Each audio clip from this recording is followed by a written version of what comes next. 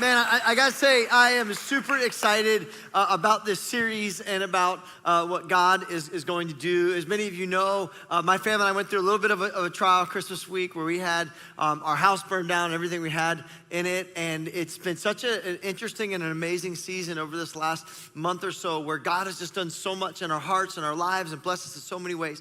And so really excited to share some of the lessons that we've been able to learn, because my heart is to kind of help equip all of us, because trials are just a part of life, on how to triumph over our trials. So I can't wait to walk through this over the next 3 weeks or so with you guys as well. Let's always welcome our Boynton campus, by the way, and everyone at Church at Home. We're so glad you guys are here.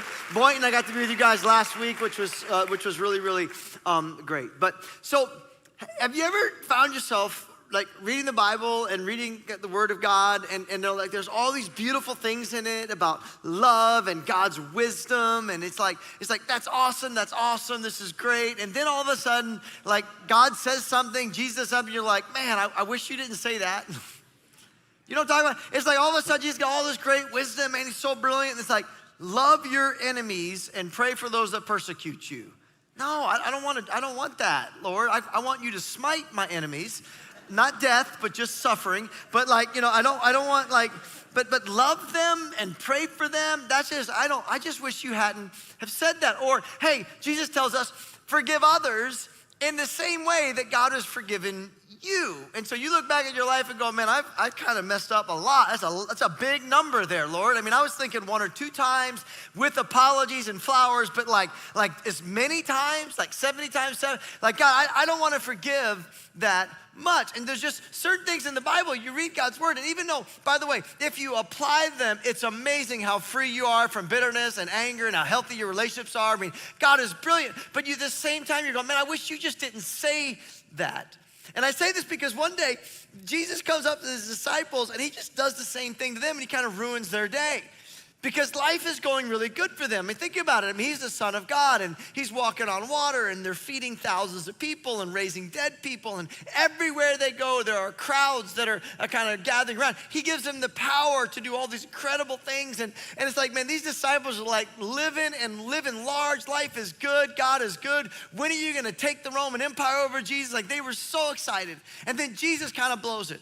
And then Jesus comes up to them one day and he says, hey guys, I've told you all of this so that you may have peace in me. Now he goes, I'm gonna tell you some things that are gonna happen in the future, so when they happen, you realize I'm in control, I understand what's going on, and I've given you this so you can walk in peace in your future. You're like, that's awesome, it's great, we love peace. Who doesn't love shalom? And then he blows it. And Jesus says, because here on earth, you will have, and he had to throw this word in, many trials and sorrows. Like, I know you're the top 12. Like, I chose you as my disciples, get it? Like, I understand that, like, I love you guys, and you know I love you, and you're gonna, like, be kings in eternity, and God, I'm gonna bless you, and you do great things. You're gonna change the world, guys. And so there's this part of you thinking, great, you're just gonna forge the path, and it's gonna be easy, and God's gonna go in there and just do everything for him, because that's what he had been doing. And he goes, I just want you to prepare. Like, I want you to have peace. Here's why. Because there's gonna become seasons in your life, even though you're good, even though I love you, even though you haven't done anything wrong, and there's gonna be seasons of your life, and there are gonna be trials that are so unfair. There's gonna be obstacles that just don't seem right. You're gonna actually have your heart broken. You're gonna walk through seasons in this life, and you're gonna wonder if I'm there. And you're gonna ask me to do something, and you're not gonna get the answer you want.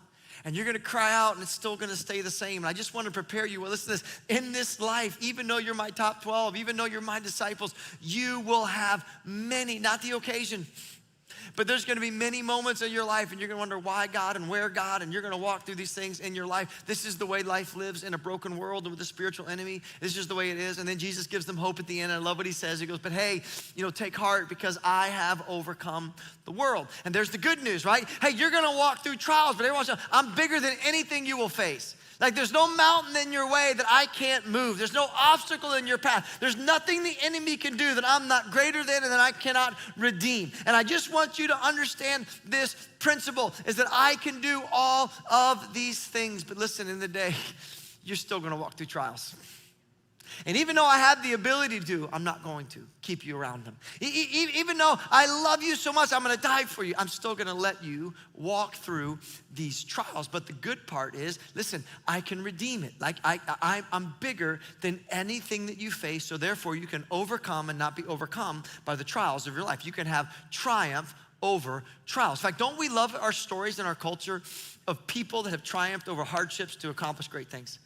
Like, you ever notice how people have a tendency to root for the underdog, the person that, went from here to here in life? And it's amazing how we celebrate it, whether it's Martin Luther King Jr., right? I mean, look what this guy did. I mean, look what he had to overcome. The prejudice, the racism, the poverty, the struggles, the battles, the enemy. It's not fair, it's not just, but he rose above all of those things to literally alter a nation, to make such a difference. We celebrate him because of all of the trials he ought to overcome to accomplish what he did. There's a person that is famous in the church world, at least, and actually all over the world. Her name is Christine Caine. And so Christine grew up and had horrific abuse from, I think, age 5 to 15 years old. And she decided to go, I'm gonna turn this pain that I experienced that wasn't fair and wasn't just and was wrong into a platform. And so she started something called 821 Ministries. And now she goes all over the world to help children that have been sex trafficked, and she helps them. And she's built this amazing worldwide ministry, helping thousands and thousands, speaking to millions and millions, being an author. And so what happened in her life that wasn't fair and wasn't just, and I never want to minimize what happened, but she rose above it and overcame it, and now is going around the world making a difference in the world. There's another guy named Nick that is a very famous speaker all over the world, and I don't know what you've struggled with in life, but he was born without limbs. So you might have like receding hairline, I don't know. Maybe you have ADD, I'm not sure what your struggle, is, but like he was born without limbs. So whatever your battles have been, I just wanna say there's someone who's probably had it a little tougher than you. I know life is hard for you and me, I get it. I'm just saying that's not an easy life to live. And yet what has he done in his life? He began to overcome it, and he let nothing get in his path. And so you see him surfing. You see him once again grow up and have a family and with amazing kids in life, and he starts a ministry that helps kids that have faced kind of bullying and different things, and speaks to the Lord, and God has transformed his life, and he's literally one of the most sought after speakers in the world, traveling all over the world. And once again, what did he do? He took some odds and some struggles that he faced in his life, and he overcame them and is accomplishing great and amazing things. And it's like these trials, when you look at these people walk through, it's not minimalizing. Like they went through some really dark thing, abuse, racism, persecution, all of these disabilities. I'm not saying what they went through was easy. What I'm saying is, and all of them, by the way, went through seasons, depression, struggle, and difficulty, okay? So the struggle was real. What I'm saying here is that these things seem to forge in them, and now they're walking in victory over these things. But at the same time as I was processing this, something was interesting to me because I was looking back and thinking back about so many conversations over the years. And you know what I also discovered? Is that so many people will face trials, listen to this, even less than what we just talked about. And yet their trials, listen to this, their trials seem to once again break them. And they'll look at it and go, I'm just not a father because I didn't have a dad. I don't know how to be a dad. So I've just failed at fatherhood because I didn't have a father. And I'm gonna leverage this unfair pain in my life to be the crutch or excuse of why I'm not accomplishing what maybe I can accomplish. I'm just angry. I can't help it. I'm from New York. It's just part of being a New Yorker. Right? I'm just, I don't know how to deal with this. I'm just depressed because mom was depressed, and that's just the way we process it. I'm just cynical because I grew up in a cynical. And what's so fascinating to me is that you'll discover some people face trials and overcome them, yet some people face trials even less than those things, and they'll actually be overcome by them.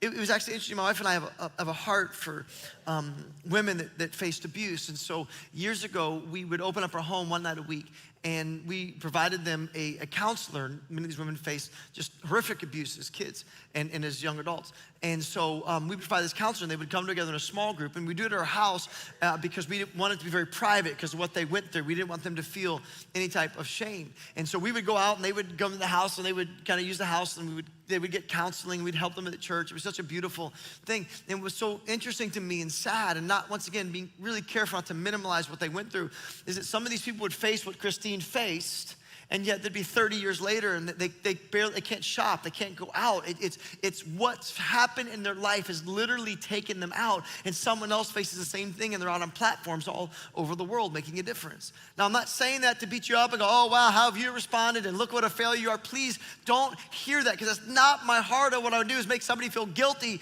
because you maybe haven't responded or maybe you haven't turned your life around and overcome those things yet. That's not the heart. But here's what I learned about this, and this is such a powerful principle. And I want you to hear this because you need to hear my heart, because trials are coming. Like Jesus said, in this life, you're gonna have them. They're gonna be there. And what I want you to understand is there's a certain principle that becomes so important that whatever you face and whenever you face it, what you need to understand is one thing about a trial that is the foundation of everything we're gonna build over the next 3 weeks. And that really comes down to this, that your response to trials will either make you or break you. It's not the trial. Right? That's why some of these people face much harder things than I've faced, maybe many of you that face, maybe it's the same thing. And this is why people will face something, and some people will rise above that, and other people, it will break them and define them for the rest of their lives. And I want us to understand something real quick, because this is really powerful. This is empowering, because what I'm saying is that the trial doesn't have the power over your life. That whatever he did or she did or the enemy did or whatever that person did or whatever that circumstance was, that does not determine your destiny. It's your response that does. Now, I say that not to make you feel guilty, and not saying that to put an extra weight on you and blame you. I'm saying that to empower you to realize that you don't have to be a victim no matter what you went through. And that with God's help and God's strength, you can overcome anything that you have been through. Listen to this. Even if you were the one that created the trial. By the way, anybody ever create their own trials? Aren't they wonderful? Isn't it better to blame other people? But when it's you, it's like, oh man, there's gotta be someone else's fault there. But here's what's so beautiful about what I want you to hear today and is empowering. Listen to this. This is the promise God gives you. And we know that in all things, what do you mean? The things that the Satan does, the things that your ex did, that your mom did, your dad did, your boss did, your uncle did, the things that you did because you were whatever dumb, like me sometimes. He says, and we know that in all things, God works for the good of those who love him and who has been called according to his purpose. He didn't say all things are good. No, all things are not good. There's evil, there's brokenness, there's hurt, there's pain. All things are not good.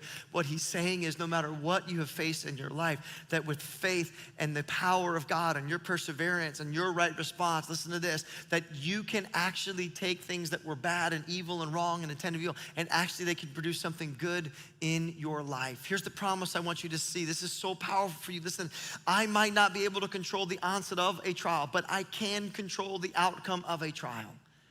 If you walk into something and you somehow think that what has happened to you is going to define you, you will probably never walk in victory. And it will become a crutch that you will lean on for the rest of your life of why you never get and never experience and never become, and you will miss out everything that God has for you. And what I want us to understand is before we get into all the things we talk about, all the strategies we're gonna kind of give you, we need to first understand this principle that you have more power than you realize. And with God on your side and perseverance and things we're gonna learn, listen to this, that you actually may not have been responsible for it. It might not be fair what you walk through, but you actually have the power to control the outcome of your trials, because God can work all things for good. And so my heart in this series is this, to give you some tools to make sure that we shift the outcomes. And I don't know why it happened, and I don't always have the answer to that, and I wish it didn't happen in many of you, and I'm sorry you guys have walked through, because I know some of the stories in my heart that literally gets ripped out of my chest sometimes, seeing and hearing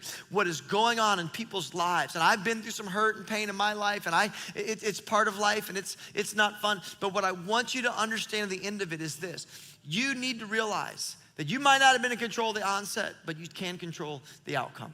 That God can actually redeem all things, and there is hope, and there is power, and that does not have to define you. And so what I wanna do in this series now is kind of move beyond that and go, okay, what are some practical things that I can do when I find myself in a situation that I don't want to be in, when I find myself in a situation where I'm praying to God and it doesn't seem like he's listening, and I'm facing something that isn't fair, it isn't just, it isn't right, and it's difficult, or maybe it is even something you created so it is fair, just, but it's heavy and it's hard. What I want you to do is I want to teach you something today that when I begin to see it help me so much walk through the trial. In fact, it had such an impact on me because as I've walked through it, this mindset, and here's what you're gonna discover, is that many of the battles are actually won or lost here. And there is a mindset of understanding about walking through things that are not fair, that when you get it, it gives you such power to have victory. And here's what I want you to see, because I was thinking about this during my trial. Here it is, ready? As I was thinking about all of the great men and women of the Bible, like all the people that we celebrate for our faiths, do you realize that I couldn't find one single person that God did great things with, that he didn't first lead them or let them experience a season of trial that was not fair and was not just? Think about this. Let's just go through this. Abraham, he was a righteous man and he was barren and couldn't have any children. What with the greatest dishonor in that culture back in that day. He was a righteous man. And then he had to get up and he had to leave. Before he became the father of nations, he had to leave his homeland and his people and his business and wander in a desert. He was forced to give up his son in that arena of his life. And yet at the end of the day, God put him through this trial before he blessed him to be the father of nations. Think of Mary, the mother of Jesus. An angel shows up on the doorstep. You are well favored and esteemed. Like God really loves you, you're special. And so guess what? You're gonna bear the Son of God. Awesome. And I'm not gonna tell your husband, your fiance, excuse me, right? And so your fiance is gonna divorce you when he finds out you're pregnant, because he's gonna believe, like none of us would believe, that an angel, that God, is the father of your child. And so here you are gonna be a teenage girl being divorced with a baby out of wedlock in that culture, which could be a death sentence for you. And I'm gonna let you walk through it before you give birth to my son. Did you ever think about that? Like God could have told you. No, he waited months and didn't tell, hey, Joseph, by the way, oh, okay. Mary's like, thank you, Lord.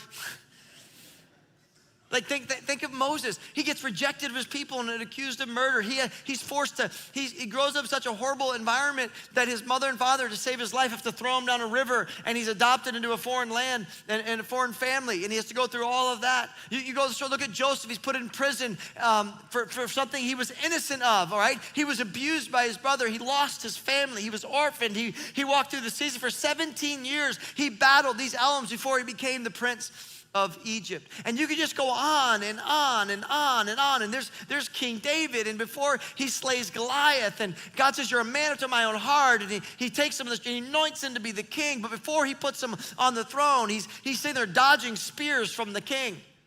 Right? He's sitting there running from cave to cave, going through this horrible time before God becomes, like you can't find anyone in the Bible that God doesn't use to do great things, and while at the same time walks him through a trial. In fact, listen to what God has the nerve to say to David. He says, now then, tell my servant David this, that this is what the Lord Almighty says, I took you from the pasture, from tending flock, and appointed you ruler over my people Israel.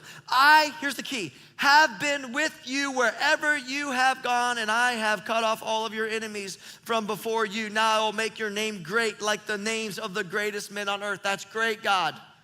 But where were you when I was in a cave for 10 years, hiding from my life while the evil king was in a palace? When I'm writing Psalms, God, why have you forsaken me? Where were you? When I had to act like a madman and destroy my reputation to save my own life, where were you? When I was eating stale bread in poverty, where were you? Hey, when my father overlooked me and rejected me, where were you? You see what I'm saying? And God's like, listen, I was there through all of that. In fact, I led you and let you go to that desert before I put you on the throne. So here's the question that I want to really deal with today. Because I want you to understand this, because this is such a powerful thing. Why? Because isn't it so natural that when we go through hard times in life and we go through a trial, isn't our first response, God, where are you? Because we assume, God, if you loved me, then I would have won that. God, if you would have won me, I'd have had the promotion. If you'd have won me, I wouldn't have had that money stolen. They wouldn't have left. I wouldn't have had that sickness. I wouldn't have this trial. If they would have won me, if you would have loved me, if you would have been there. And God is sitting there going, Mary, your high esteem, and you're gonna walk through a trial. Hey, I've chose you, Joseph and David and Moses. You're gonna be these great men. They're one of the greatest men on earth. And you will still go in a desert, and you will still spend 10 years of your life from cave to cave and running. And so what happens, we start to realize, this is why these thoughts in our minds are so important. What you realize is that God can love you and be with you and care for you and want you to do great things and still walk you through seasons that are unjust and unfair and wrong. In fact, here's the question I want to deal with today, because this is a big question. Why would an all-knowing, all-loving, all-powerful God, who, by the way, died for you, lead you or let you experience seasons of unfair trials in your life. Listen, I'm not saying God did it. Just be clear on that. I don't know what you went through. I'm not saying God did it. What I'm saying is, but why would an all-knowing God, because there's Satan, there's a lot of variables in life. There's a lot of things going on in a broken world right now. But what I want you to understand, so what would be the purpose? Like, why would God lead all of these people that he handpicked, he chose, he loved, he caused them to do great things, he was with them, read their stories, every one of them triumphed over trials. But why would in every single case God bring them into a season of trial before he let them into a season of blessing? Because when you get this, remember, so much of this is in your mind, it's a mindset. When you begin to understand this, all of a sudden you walk through your trials different, and you have different strength, and you have a different outcome when it comes to it. So what I want to do is I want to look at another group of people that once again, God led to a trial before he led them into a blessing. And it's the nation of Israel. Because in it, here's what's so cool, God actually answers the question. He tells them, hey, here's why I did this. And this, I hope, helps you when you're walking through a difficulty. So many of you know the story, right? That God decided that the Jewish people, the nation of Israel, through a covenant he makes with Abraham, were going to be his chosen people. They were, not that he doesn't love the world, but he had a special heart for these people. They were like his children, and he was gonna bless them. He was gonna rescue them from the nation of Egypt and slavery. He was gonna take them to what's called the promised land, give them houses they didn't build, give them crops they didn't plant. He was gonna give them this nation, by the way, that was gonna be this gift from him, and they were gonna be the most blessed, prosperous nation and group of people on earth. And he was gonna be their God, and they were gonna be his people, and he says, all nations are gonna call you blessed. People will borrow from you, but you'll never need to borrow. I'm gonna bless your crops, your businesses, your family. I'll be your God, I'll be your army. I'm gonna bless you beyond the whole earth, and the whole earth will look on to you with jealousy based upon how I'm going to bless you. But here's what's so fascinating, is even though God made all of those declarations, he did not take them from slavery to the promised land. Where did he lead them first? A desert. Do you ever think about that? God, haven't they gone through enough? I mean, they've just been slaves. Like, why do you need to take them into a desert for a season before you take them to a promised land that you want to give them? And what? Do you see the principle? So why did he do it? This is so cool because God reveals his heart. And here's what he tells them. I want you to see this, because think about this. As you're walking through stuff, what could God be saying to you? He tells them, hey guys, you must carefully follow every commandment I'm giving you today. So obedience is gonna be a key for you to stay in the blessing that I have for you. So that you may live and multiply. Okay, that's important, like multiply. Generation to generation, sustain the blessing, and enter and possess the land that the Lord swore to give your fathers. Guys, listen, obedience is the key. I've given you a way of life. You need to follow this way. This is your key to success, because my heart is what? What is God's heart for the people? I want you not just to attain success, but sustain it. How many people do you know in life, and you might know them, maybe you've lived it, that work hard and they get to the mountain. When they get to the mountain, they start changing, right? They can't handle it. Success actually breaks them. And God's like, I want you to multiply. I want this to be generational to generation, where you experience this incredible blessing that I have for you. And so what does God say next? Here's my heart for you, sustained success. Remember that these 40 years, and you're gonna learn something at the end, it wasn't designed to be 40 years. Like, that's a long lesson, Lord, I know. It wasn't supposed to be 40 years, it should have been a few months.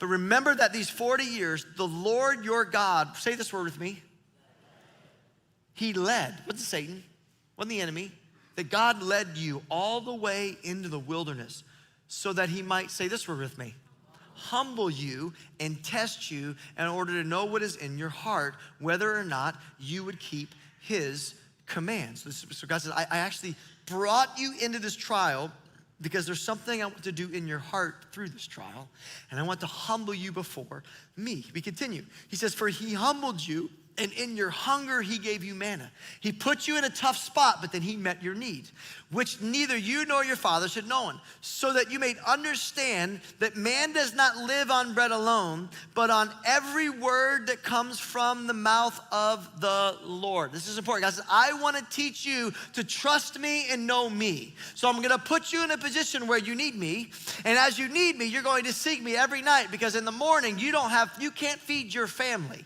So I either come through and you live, or I don't and you die. And I put you in this season of lack to not just humble you, but to forge this faith relationship with you.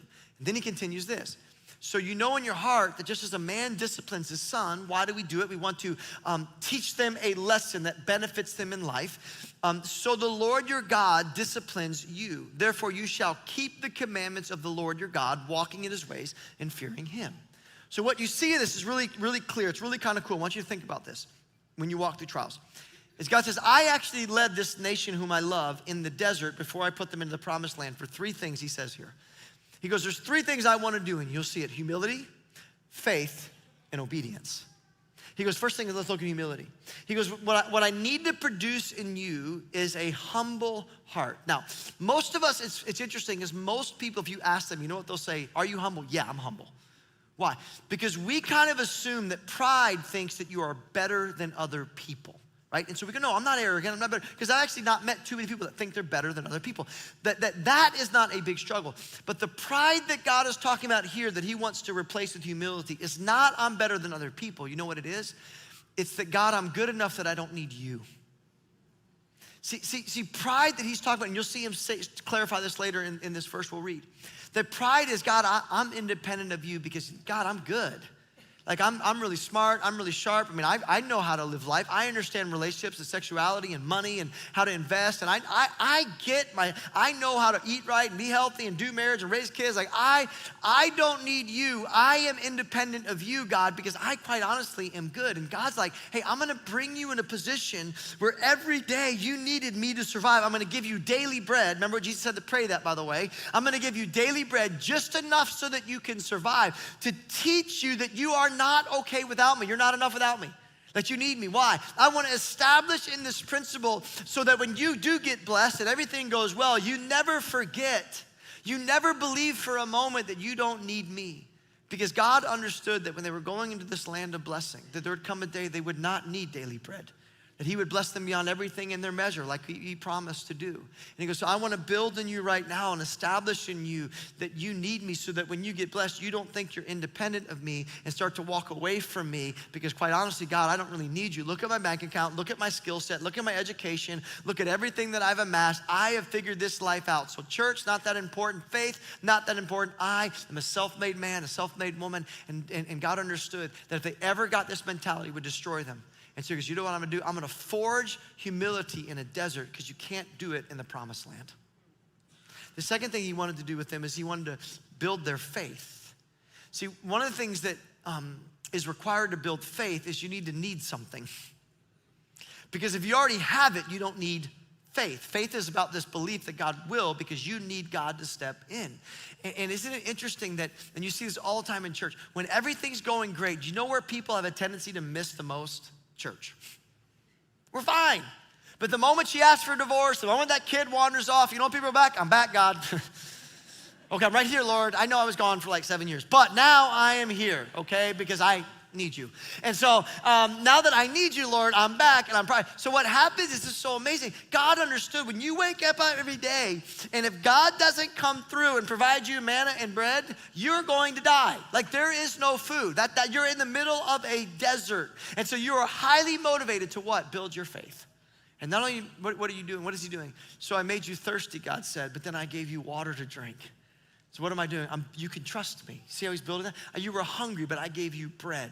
Their army attacked you, and you were kind of upset. You're stressed out, like, God, come on, haven't we had enough? And God's like, no, what's this? Here's a cloud. I'm gonna just go ahead, and they're gonna kill themselves and go into the water, and I'm gonna protect you and show you that I'm in charge and I'm in control. Okay, you need a fire by night to see. I'm gonna be fire in the cloud. And what is he doing? He's teaching them something. Listen to this. So their faith is not something they read about in a book.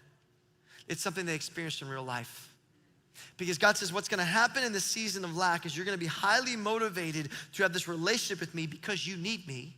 And because you need me, have this motivation to be with me, I'm gonna start providing for you little things at a time, and you're gonna learn to trust me. And so when you get into the promised land, there's gonna be a foundational relationship, not about a God you read about, and not about a God your parents told you about, but a God you've actually experienced firsthand, because you don't walk away from a relationship with God when you've known him. And the third thing he challenged them on was what? So that you will obey. He says, you are what? Therefore you shall keep the commandments. Why? Because disobedience would be the key that would destroy their lives.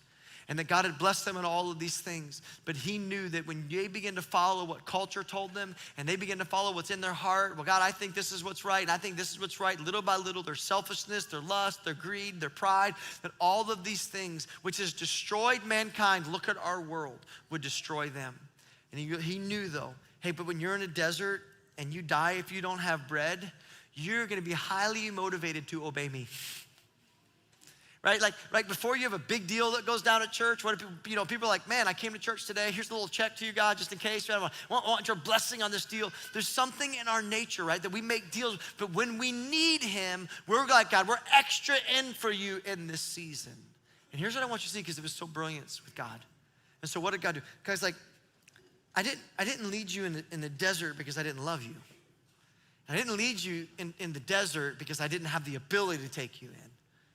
I didn't lead you in the desert because I wanted to punish you and torture you, and I'm a God that just loves to watch his children suffer.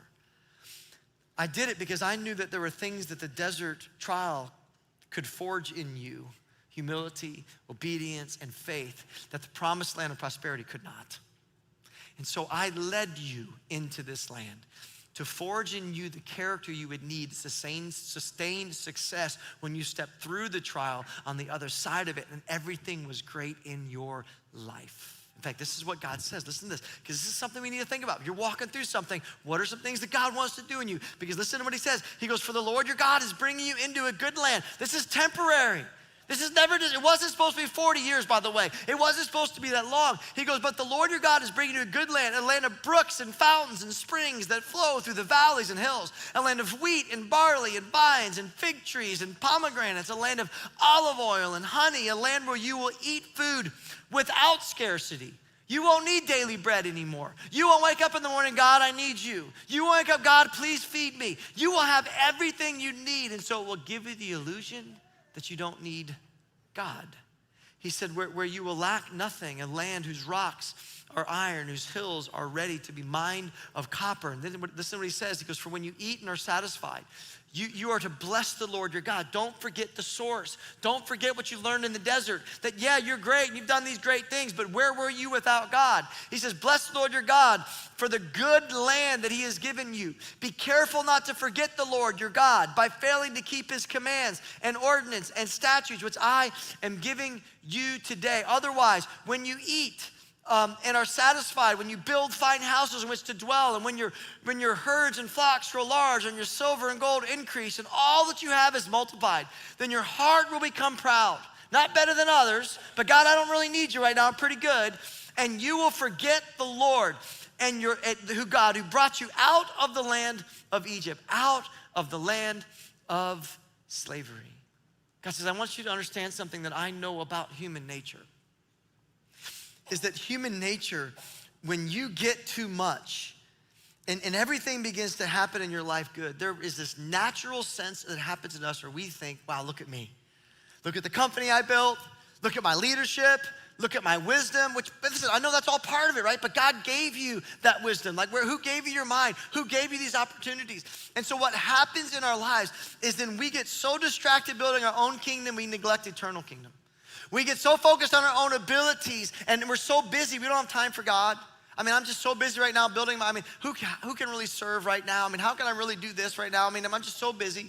Then we start to get independent. God, do I really need, I'm good. I'll run my business my way. I'll see you on Easter, Christmas sometimes, Mother's Day, of course. But other than that, Lord, I'm good.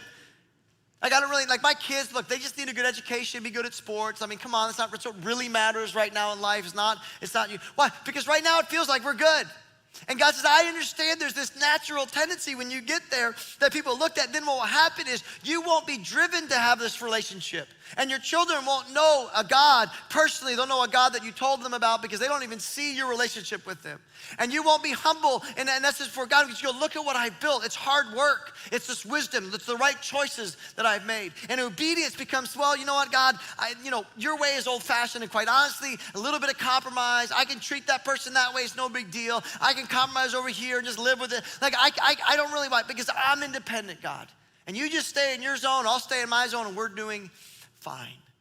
And God says, I know human nature. And so what I'm gonna do, because I love you, is I need to forge a character in a desert that can't be forged in the promised land, so that when you get to the promised land, you actually can sustain it. And he tells them this as he closes this out. He says to them, he says this, he says, he led you through the vast and terrifying wilderness, its venomous snakes and scorpions, a thirsty and waterless land. Like, it was a tough time. 2 million people, no bathrooms, no Starbucks, no air conditioning. And he brought you water from the rock of flint. He provided. He fed you in the wilderness with manna that your fathers had not known, in order to humble you and test you. And here's what he says, what? So that in the end, after the trial is complete, after he's forged in you the humility, the obedience, and the faith, that he might cause you to, say this last word. The purpose of the pain wasn't the pain. The purpose of the pain was to do something that would allow you to sustain the success that God wanted you to have in your life. And God says, you needed the desert because I couldn't do this in you in the promised land. You can say it like this maybe, because sometimes maybe you might experience this, is that God through trials puts us in a position that no one wants to be in so that we can sustain a position that everyone wants to be in. I'm gonna put you in this place and you're just gonna be like, God, where are you? And God, I'm just mad and life isn't fair. And you can be a victim if you want. He says, God's like, it's not that I'm not there. It's not that I don't care. It's not that I don't love. It's that there's just something about us that when we go through these moments, let me tell you something, you're highly motivated to humble yourself before the Lord and realize how much you need him. And you're highly motivated to grow that faith that's gonna sustain you. You're highly motivated to walk into obedience and experience the blessing. And God's like, I just wanna use, I didn't say God caused these things, by the way. Right? I'm not saying God is the one that made that abuse happen or caused that divorce to happen. Actually, much of the pain we have in our life is actually not caused by God. It's our brokenness and the enemy. But he says, you know what I want to do though, but what I do want to do is I want to leverage this trial since you're walking through it to sustain something in you, to give you sustained success. And you know what's interesting is how right God was. In fact, I want you to think about this, right? Because it's amazing God's wisdom, by the way. Because I want to look at 3 separate generations of people, of the Jewish people, that all were designed by God to live and sustain success and prosperity in the land. See, the first generation, remember we talked about, it's not the trials that define you, it's how you respond to them. So the first generation of Israelites are there and the trial takes place, right? He led them, they're hungry, they're tired, they're in the sand, there's all these issues, enemies are attacking. And you know how they responded to the trial? They became victims. Woe is me, life isn't fair. God, where are you? Oh, this is so bad. Just following God's stuff is just awful. I wish I could just go back and be slaves. And they had the wrong attitude. And instead of humbling themselves before God, they became self-reliant. Instead of building a faith of God and running towards God, they were angry at God and pushed him away. And instead of an obedience, they started to compromise, blaming their circumstance for their compromise. You know what? Things aren't going well anyways. I might as well just go ahead and disobey. And what happened to them? They all died in the desert. And the trial, listen to this, they never triumphed, and the trial overcame them. Because remember, it's not the trial that defines you, it's your response. But the second generation, they learned. You know why they learned? Because they buried their parents in the desert. And what they started to realize is, oh, wow, like, okay, so God, you are faithful and all these things that you do are real, but we need to respond the right way. So you know what we're gonna do? We're gonna humble ourselves before you, God. All right, God, we know that everything is from you and because of you and without you to be slaves. And with you, we're gonna be like rulers in the promised land. So God, we understand that everything is from you and for you and because of you. So God, you want tithe, 10%, here you go. You want offerings, here you go. You want us to take a Sabbath day, here it is, God. We're gonna worship you and honor you because you're the source of life. And when it comes to faith, God, this is not something we heard our parents tell us about. We have seen your faithfulness as we walked in obedience, as we sought you. You came through here and you came through here and you overcame those giants and those enemies and you brought those victories in our lives. And so now this relationship has been forged. Our faith is so strong that we will not turn left or right. And obedience, God, we realize is the key. So whatever your word tells us, culture will not make us and tell us what is right and wrong. My feelings won't tell us what right or wrong, but God, your word will, and we will walk in obedience. And do you know what happened to them? They sustained success. They flourished, and you can read it, man. God blessed everything they did, their business, their family, their farms, their nation. There was no one who lacked anything in the entirety of the land. And everything that God promised, he delivered. Listen to this, and they were able to handle it But then there was a third generation. And this generation wasn't born in the desert, they were born in the promised land. And everything was given to them.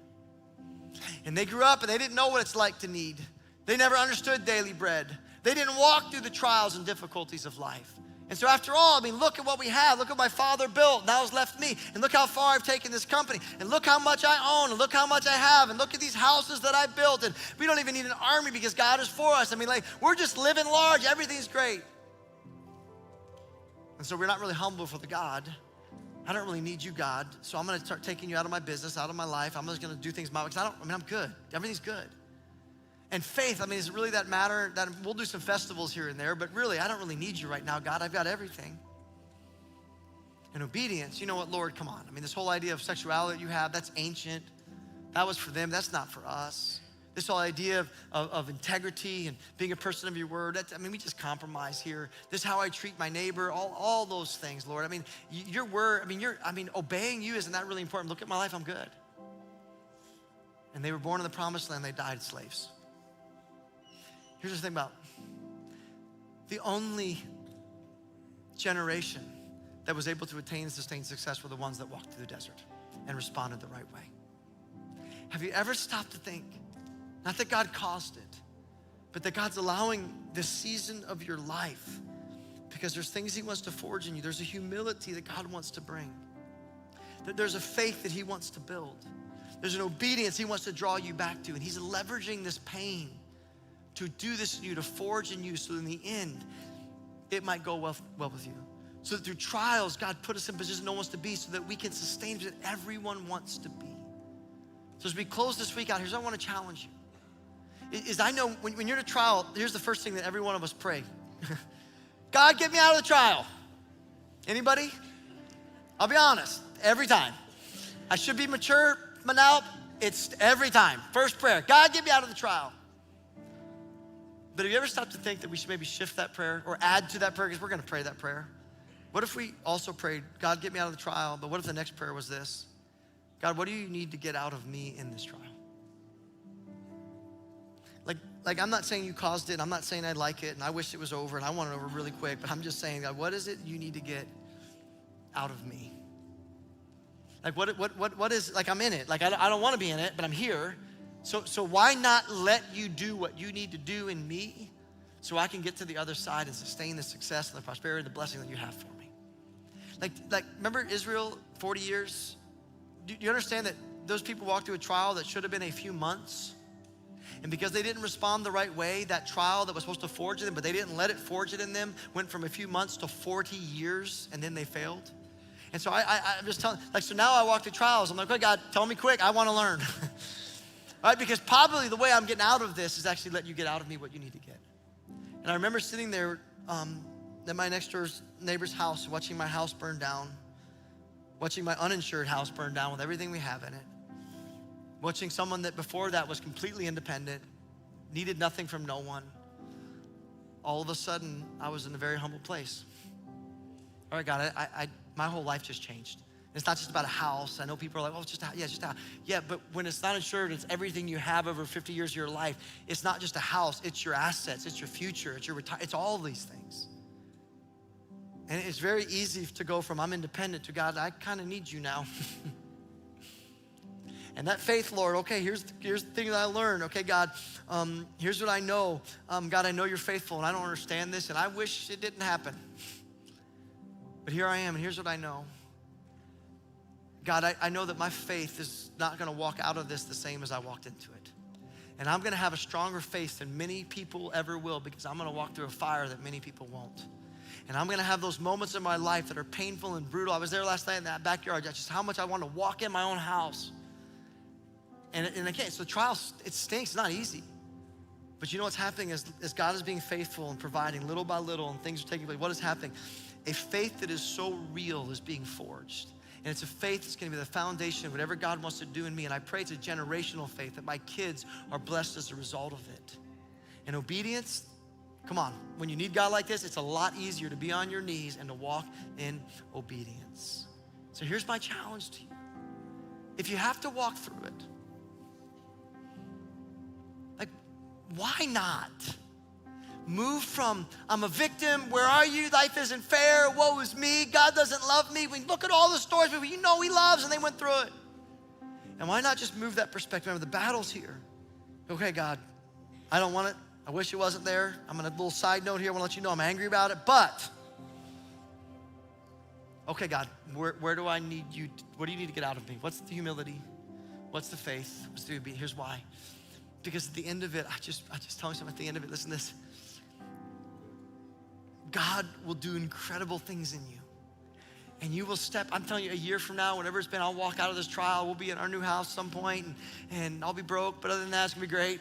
And, but it's like, I won't be the same. And let me tell you something, it is the confidence of this that gives me that drive to go, I'm gonna make it through this. And I'm not just gonna make it through this, I'm gonna make it through it and thrive on the other side. Because I believe this. But if I become a victim, like, woe is me. But when I look, oh God, David and Mary and Joseph and like the disciples and Jesus, your own son, walked into a desert and was tempted. Like there's no one, like everyone you loved, okay, wow. And you just shared your heart to something. So now my whole posture has shifted from why and life isn't fair and I'm a victim to, okay, God, I'm ready. Do what you need to do. Because I don't want to go through this again. Like I didn't think I needed it, but evidently you thought I did. So here, God, you let it happen or you led me, I don't know, but either way, it doesn't matter. But you are gonna do something to me and I'm gonna walk out the other side, amen? And this is my prayer for us in this series, guys, is every week I always wanna challenge you. It is the response to your trials that determines whether they make you or break you. It is not your trials. You have been empowered to control the outcomes of your trials, but it is your response that will do it. Let God do in you what he wants to do. Let him get out of you what he wants to get out, and watch how God will be faithful. Dear Heavenly Father, thank you for this truth. Thank you for your faithfulness. God, I just pray right now for everyone walking through that you would help them see that you are with them and you are for them, and you are, even in the trial, even in the valley, you are faithful. God, do what you need to do in us. In Jesus' name we pray, amen.